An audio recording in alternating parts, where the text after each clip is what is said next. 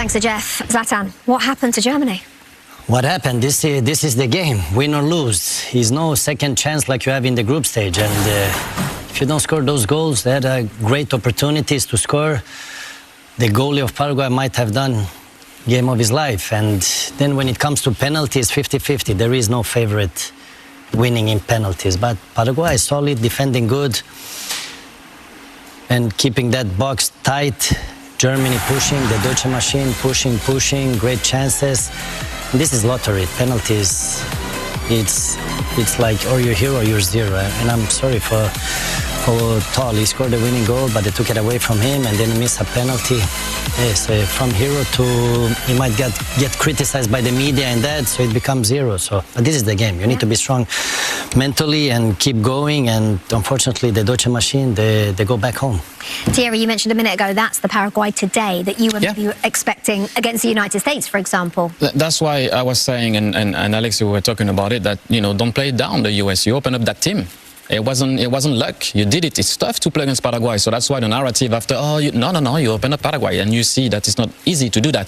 The only question that I would have is, so, okay, you didn't start Undav on the last game, the coach here, about what the decision he has taken there. But don't take anything away from Paraguay. Yes, Germany had, I think, 79 or 78% of possession. But it's about what you do with the ball when you have it. And Paraguay did plenty of that, plenty of art, and they deserve to go through.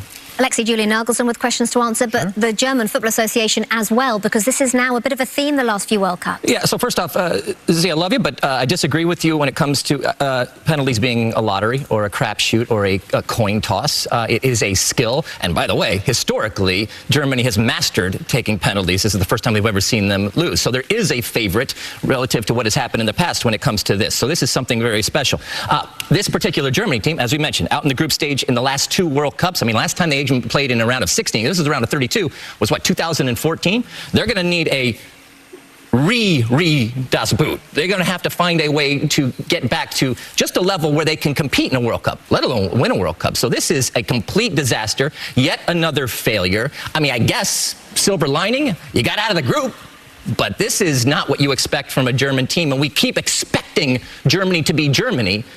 And maybe in this past decade, Germany has lost sight of what Germany is. So we'll see if there's another reboot. Yeah, interesting. Lexi, as he said, Germany have never gone out of the World Cup on penalties. Historic day. Rebecca Lowe, Thierry Henry, Zlatan Ibrahimovic and Alexi Lalas with you on this Monday. Plenty going on around the World Cup today. Germany have gone home. The start of round of 32 of FIFA World Cup 2026 was amazing. Paraguay beat Germany in a fantastic, fightable match. And other side, Brazil beat Japan by 2-1 in last minute score.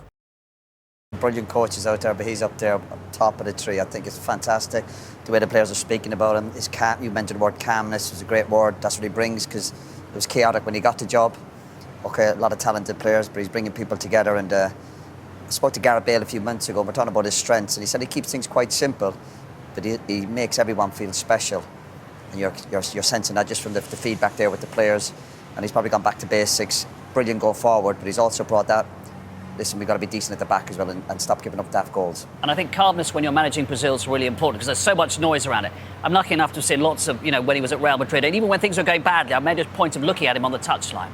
Everyone else is losing their head. He's not. Boom, boom, boom, boom, boom. You can see the players respond to that. Yeah, I think so. And, that's what experience gets you, He's been through so much in his career. Can't make light of the fact that he's the first non-foreign, non-Brazilian to manage the national team. Even that comes with a certain challenge, and he's just embraced that in his own inimitable way. He understands that bringing people together is probably the key thing, particularly at national team, where you don't have a lot of time with the players, and he is the master at it. He manages personalities, egos, and he'll be loving it. He'll be absolutely enjoying it. This is the final frontier. He's won everything. He was assistant to Arrigo Sacchi in '94. They lost on penalties. But you can imagine him having won so much, Patrick. He's going, this is Mount Everest now. One last thing to do. But that's his only thing that he's missing, winning the World Cup. And I think when you speak with players who played under Ancelotti, they all come with the same outcome. He's a lovely person. And they all loved playing for him. So I think he's bringing his positive energy around the training ground where players really play for the manager as well. And I think this is how we manage to get the result, because of course tactically he's keeping things really simple in training, in games, but I think where he really excels is making players understand what is the objectives and working well together. And this is the last piece that he's last piece of the jigsaw, absolutely. And he's had to deal with the whole Neymar thing, Roy, because it was a massive deal in Brazil the day of the announcement. Is he going to be in the squad? And he's been injured, and in a way, because even Neymar knows that Neymar's not going to be in the starting 11, it's probably a bit easier for Ancelotti to absorb all that. It does help if the team are doing well and winning. You're bringing a player back in like with Neymar, obviously was big news in Brazil, but he was going to make the squad. But that's where the manager's experience and strength and calmness comes in. Because if you compete, the starting 11 always takes care of itself. You don't need to try and keep them on side, but it's the brilliant players in the background that you got to keep on side. And if that's one of your biggest strengths, then he makes it look so simple, the manager, keeping all these world-class superstars on side. Whether he needs to call on him obviously remains to be seen, but at the moment his management style with this Brazilian group is working out.